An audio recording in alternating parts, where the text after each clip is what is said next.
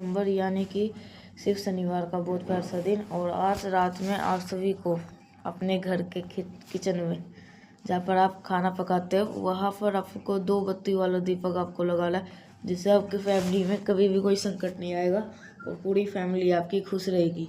बहुत ही छोटा सा बहुत ही आसान सा उपाय है, कहीं भी जाने की जरूरत नहीं है। अपने घर के किचन में आप सभी को ये उपाय को करना होगा। चलो समझने की कोशिश करते हैं। जो 2 बत्ती मैंने आपको बताई कैसे लगाने हैं, तो देखो सबसे पहले आपको दिख रहा होगा एक मिट्टी का दिया, तो आपको भी ऐसे एक मिट्टी का दिया लेना, समझ रहे हो। मिट्टी का दिया लेने के बाद में मैंने आपको बोला 2 बत्ती लगानी है। 2 बत्ती कैसे लगाओगे, तो आपको अभी बना दिखा रहा हूँ। एक बत्ती लंबी बत्ती ऐसे लगाना और दूसरी लंबी बत्ती ऐसे लगाना। शनिवार का ही दिन है। दिन कौन सा, शनिवार का दिन है। इस दीपक के अंदर आपको क्या डालना होगा, सरसों का तेल। ना तो आप घी का इस्तेमाल करोगे ना तेल का, आपको इसके अंदर सरसों का तेल डालना है। और सरसों का तेल डालने करके एक आपको 4 बत्तियों को प्रज्वलित करना है। लेकिन इन 4 बत्तियों को जलाओगे कहाँ पे, आपको घर के किचन में, जहाँ पर भी पानी रखते हो, मटका हो, परिंदा हो, आरो लगाओ। यह कहने का मतलब ये है, पीने के पानी का जो स्रोत होता है जहाँ से पानी लेते हो, उस स्थान से चौमुखी दीपक को आपको प्रज्वलित करना है। यहाँ पर एक नियम है, ऐसे इस मंत्र के नाम से पूज्य गुरु जी के कथाओं में नहीं बताया, लेकिन आप शनिवार को कर रहे हो, भगवान शनि को खुश कर रहे हो, तो आपको इस मंत्र का स्मरण जरूर करिएगा। जब आप इस 4 बत्तियों को जलाओगे, ओम सम सराय नमः, फिर से बोल रहा हूँ, कौन सा मंत्र बोलोगे, ओम सम सराय नमः। इस मंत्र का स्मरण करके आपको इन 4 बत्तियों को प्रज्वलित करना है, जलाना होगा। और जलाओगे कहाँ पे, जिस जगह पे मटका है, परिंदा है, आरो है। जब यह दीपक आप प्रज्वलित कर दोगे, आपके पास में होना चाहिए 1 चुटकी काला तिल। उस दीपक में चौमुखी बत्ती में आपको कुंदकेश्वर महादेव के नाम से आपकी फैमिली में, आपके परिवार में जो भी तकलीफें होगी चलते हुए दीपक के अंदर, उसका स्मरण करके आप डाल देते हैं, तो कहीं भी आपके जीव परिवार में कभी भी कोई संकट नहीं आएगा। और जिस मनोकामना के लिए आप उस उपाय कर रहे हो, तो वो भी पूरी जरूर होगी। अगर प्रॉब्लम आता है ना, भगवान नाराज है इसलिए इच्छा पूरी नहीं पाती, कहीं ना कहीं इस मित्र का भी हाथ होता है। इस उपाय से आपको, ये दूसरा उपाय है, तो आपको अपनी मनोकामना को भी पूरी कर पाओ। क्या करोगे, आपको चावल को दाने लेने, ज़्यादा नहीं लेने, सिर्फ और सिर्फ आप 7 चावल के दाने ले लेना। बस 1 चुटकी चावल का, 7 से ज़्यादा ही होनी चाहिए, 7 से कम ना हो, वो कहीं से भी खंडित ना हो और न कहीं टूटा हुआ भी नहीं होना चाहिए।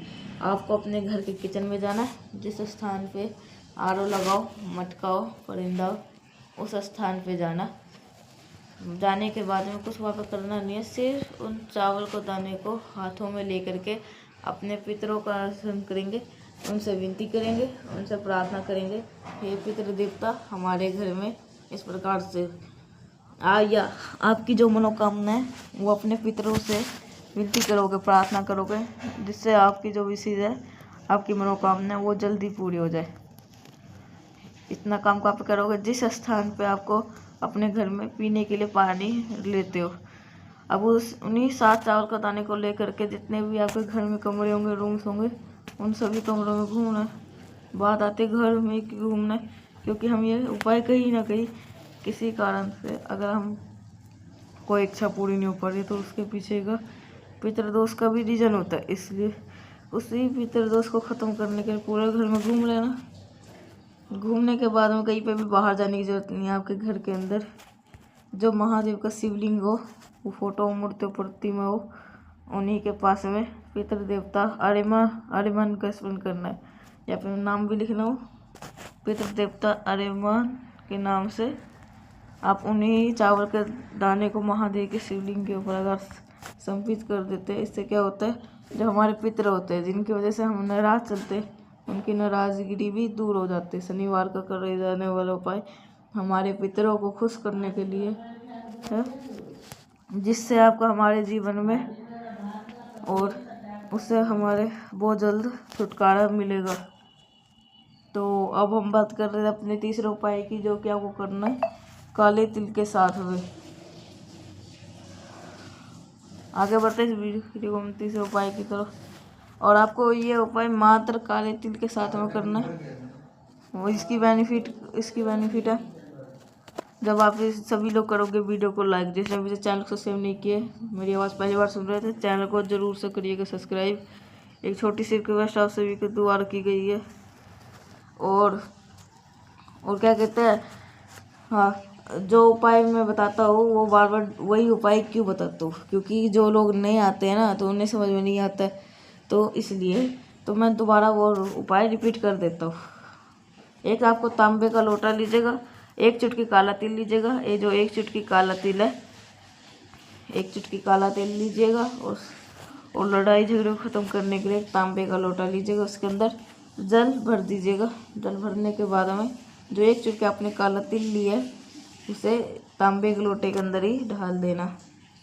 डालने के बाद में आप इस कलश को उठाना, सेम काम करना है। जहाँ पर भी आपके घर में मटका हो, परिंदा हो, आरो लगा हो, शनिवार के शाम के टाइम पे आपको उस कलश को काले तिल के ढाला हुआ अपने मटके, परिंदे, आरो के पास में रख देना। रखने के बाद में जब इसे उठा देना, अगले दिन उठाओगे, रविवार का दिन उठाओगे, इस कलश को पूरे घर में एक बारी घूम लेना, जितने भी रूम्स हो, कमरे हो। घूमने के बाद में आपके घर के आसपास में कोई भी हरा भरा वृक्ष हो, पीपल वृक्ष के नीचे मत जाना, किसी भी वृक्ष के नीचे जा कर के आपको पूरा काला तिल आपको संपित कर देते हैं। तो आपको जिस कारण से लड़ाई झगड़े होते होंगे, मारपीट होते होंगे, कोई ऐसा व्यक्ति है जिसे क्रोध बहुत आता है, उसका क्रोध भी शांत होगा, जिस वजह से प्रॉब्लम चल रही है उसका वो समस्या भी जरूर खत्म होगी। तो क्रोध से याद आया, जो चौथा उपाय हम बात करने वाले हैं, किसी भी क्रोध के ही व्यक्ति को सुधारने के लिए, वश में करने के लिए। मैंने बार बार बताया है, वश में करने का ये मतलब नहीं है कि आप किसी भी व्यक्ति को आप आपकी बातें को सुनो। क्रोध का मतलब वश में सही दिशा में जाए। 1 चुटकी काला तिल लीजिएगा, बहुत ज़्यादा नहीं लेने की ज़रूरत नहीं है। 1 चुटकी काला तिल लीजिएगा। महादेव की सबसे प्रिय चीज़, एक बेलपत्र लेंगे, इसको लेकर के तांबे के लोटे में जल भरिएगा और सीधा पहुँचेंगे महादेव शिवलिंग के पास में। सबसे पहले काम, महादेव के शिवलिंग के पास में पहुँच करके 1 लोटा जल महादेव के शिवलिंग के ऊपर श्री शिवाय नमस्तुभ्यं का जप करते हुए संपित कर देना। जप करने के बाद में जो आपके पास में होना चाहिए वही बेलपत्र आपको क्या करना है, माता अशोक जी के स्थान पे संपित करके, जो भी व्यक्ति आप गुस्सा करता है, क्रोध करता है, हाथ केशवर महादेव का नाम स्मरण करके यही काला तिल आप इस बेलपत्र के ऊपर रख देते हैं, बड़े पत्ते के ऊपर, तो इसका गुस्सा शांत जरूर होगा। तो मैंने सही से समझाने की कोशिश की है। और क्या कहते हैं, हाँ, और ये शनिवार का जो उपाय है, अगर आपको अच्छा लगा होगा तो लाइक करेगा। और कुछ पूछा नहीं समझ में आया, नीचे कमेंट सेक्शन में पूछ सकते हैं। और अगर मेरी आवाज़ पहली बार सुन रहे तो चैनल को जरूर सब्सक्राइब करेगा। तो मिलते हैं नेक्स्ट पैसा, तब तक के लिए श्री शिवाय नमस्तुभ्यं।